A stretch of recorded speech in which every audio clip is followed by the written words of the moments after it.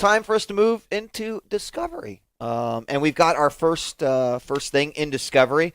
It's like one question that we get a lot of is like, oh, I want to get into broadcasting and I don't know where to start. And like we hear this question a lot, and there's a lot of different software out there. There's a lot of different hardware out there.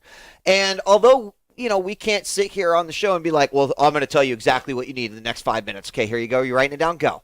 It's more a process of identifying the type of content you want to make and how you want to make it and what your workflow is going to be. And so on Twitch Weekly, especially when there are new products that are potentially interesting to the Twitch audience, we want to now give people the opportunity to kind of tell the Twitch audience about these things. Yeah. And the long story short is that coming around is that a new broadcast software in beta called Infiniscene is out, and or the beta, of course.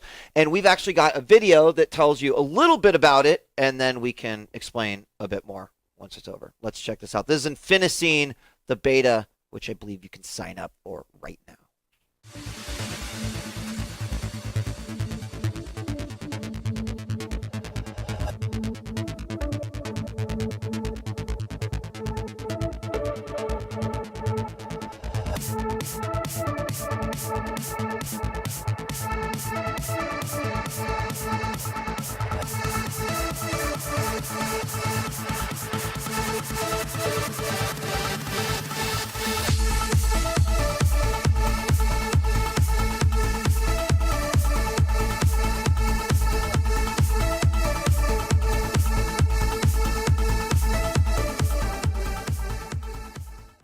You can sign up for the beta at Infiniscene.com, and if you didn't take away from this video, shame on you. But the idea is that this is cloud-based, right? And of course, in the world of cloud, this is definitely something that I could see broadcasters getting into, especially if you do collaborative projects with like other people. So if you're interested in new broadcast software, and if you are a broadcaster, I can't imagine why you wouldn't be, you can go and sign up for the beta over at Infiniscene.com.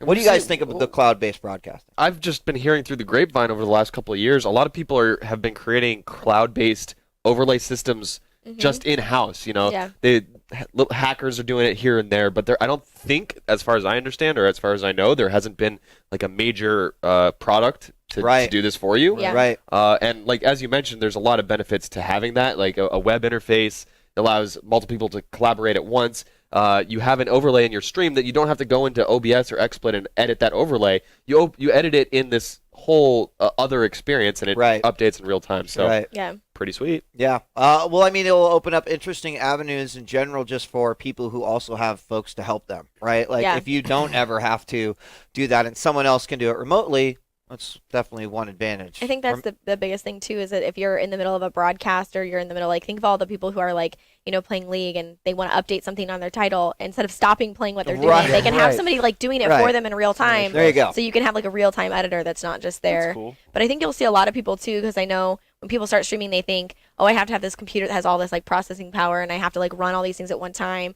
You're removing one of those elements from what your computer's doing. So instead of like dragging assets from your computer and having XSplit and all of that running, it's just running off-site through the cloud. So you're able to... Your computer will run faster, is what you're... do a lot more with that. That's what they're saying in the video. Hypothetically, you'd be able to not worry so much about the actual hardware. My laptop's not too great, so maybe I could... So all I'd say is it's still in development. If you're interested in that, now's the time to get involved with a beta like that. As someone who's tested a lot of software and likes to give feedback, this is the best time to do it. You ever had a desire, now's your time to see it happen. But thanks to the folks over at Infiniscene for sending us that video, and you can go check out and sign up for the beta at Infiniscene.com.